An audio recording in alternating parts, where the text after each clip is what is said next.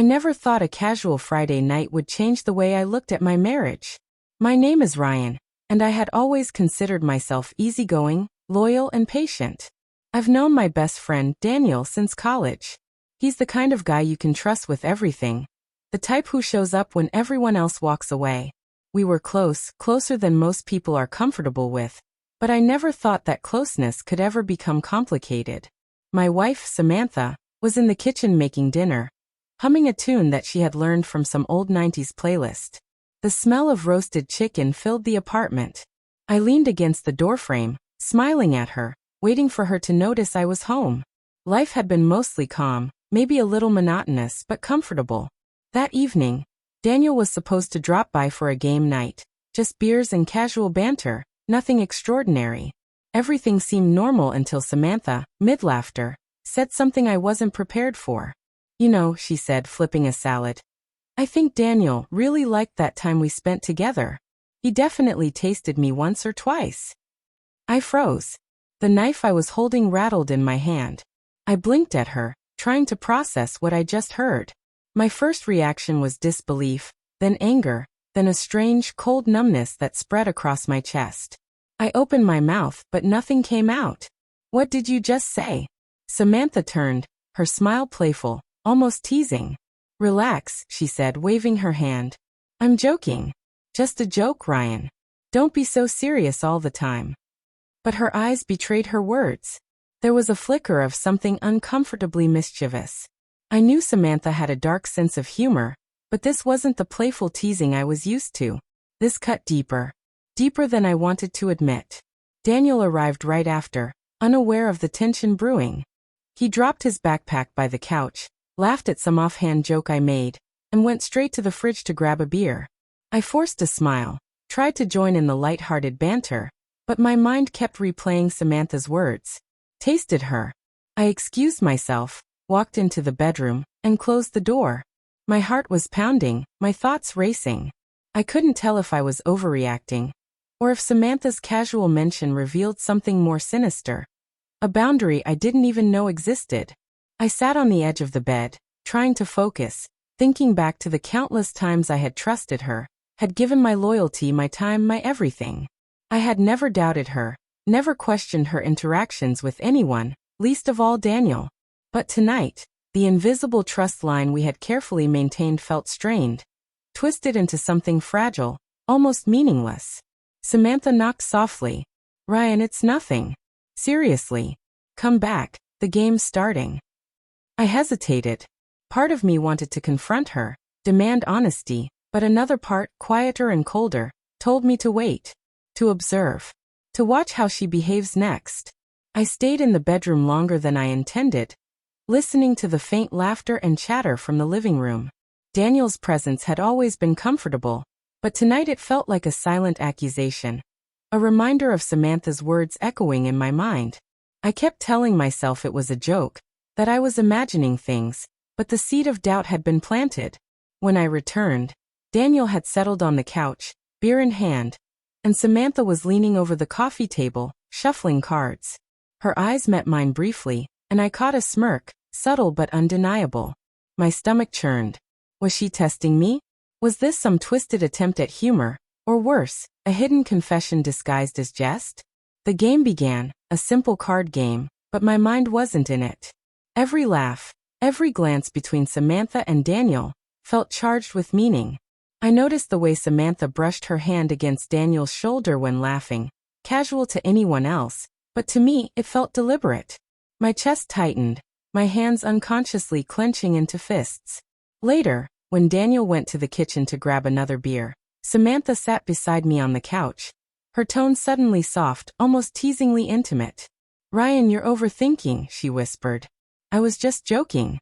Don't be so paranoid." I turned to her, my voice calm but firm. "Samantha, it's not just a joke. Words matter. And right now, what you said, it feels like a line was crossed." Her eyes widened slightly, as if she hadn't expected me to respond this way. "Ryan, come on, you're making it weird. Don't ruin the night." I stayed silent, letting her words hang in the air. The silence between us grew heavier, more suffocating. That night, I couldn't sleep. Every scenario played in my head. The worst case, the probable, the absurd. My trust, which had always been the foundation of our marriage, now felt fragile, uncertain. The next morning, I made a decision. I needed clarity, not confrontation. I would observe, pay attention to interactions, to subtle cues, to what remained unsaid.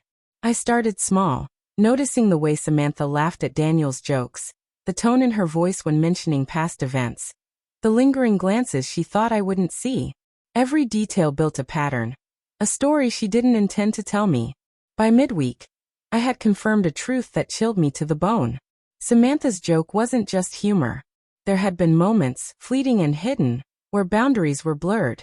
Nothing concrete, nothing that could be proven in the moment, but enough to make me feel betrayed, enough to make me question every memory, every interaction I had trusted.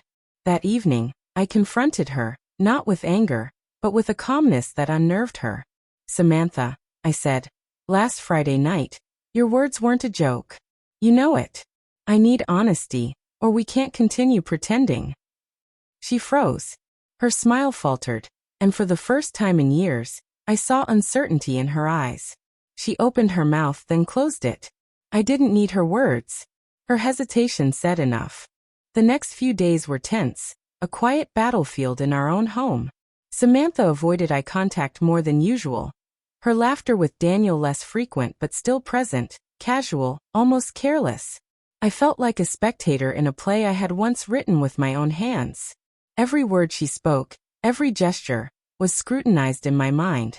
The line between reality and suspicion blurred, but deep down, I knew the truth was closer than I wanted to admit. That weekend, Daniel left for a work trip, leaving the apartment quieter than usual. Samantha seemed relieved, and I finally had the space to process my emotions without distractions. I reflected on the last 5 years, the marriage, the trust, the laughter, the intimacy we had once shared. I realized that trust was not just about believing the other person. It was about being respected, about boundaries being honored. Samantha's words had shattered that trust, and her hesitation to clarify or apologize showed me how much she truly valued it. When Daniel returned, I made a choice. I wouldn't explode, I wouldn't beg, and I wouldn't plead for reassurance. Instead, I would let actions speak where words had failed. That evening, as he entered the apartment, I greeted him warmly but kept my distance, aware of the lingering tension. Samantha, noticing my calm yet firm demeanor, hesitated before smiling. I offered her the same polite smile, but inside, I felt a new clarity. One that didn't rely on fear or manipulation. One that didn't allow anyone to diminish my worth. Later that night, after Daniel had gone to his room to settle in, Samantha approached me, her tone softer than it had been in days. "Ryan, about what I said," she began, but I held up a hand. "I know," I interrupted gently. "It's not about what you said, Samantha. It's about respect. About boundaries. About honesty." She looked down, her expression a mixture of guilt and resignation. I didn't mean for it to go this far," she whispered. I nodded. "Intentions don't undo consequences. We can rebuild if we truly commit to trust, but I need to know it's real. Not jokes, not deflections." For the first time in days, there was a moment of stillness between us, heavy with meaning. I could see her thinking, weighing her actions against my silence, my calm, my unwavering gaze. And in that moment, I understood something profound. True respect is earned, never assumed, and jokes can sometimes reveal truths people don't want to admit. That night, as I lay in bed, I realized that relationships, like life, are fragile yet resilient. They demand honesty, courage, and clarity. Samantha and I had reached a crossroads, one where humor had collided with betrayal, and words had become both weapon and warning. I didn't know what the future held, but I knew this. The line had been drawn, and it was now my turn to choose how far I would walk, and whether trust could ever fully return.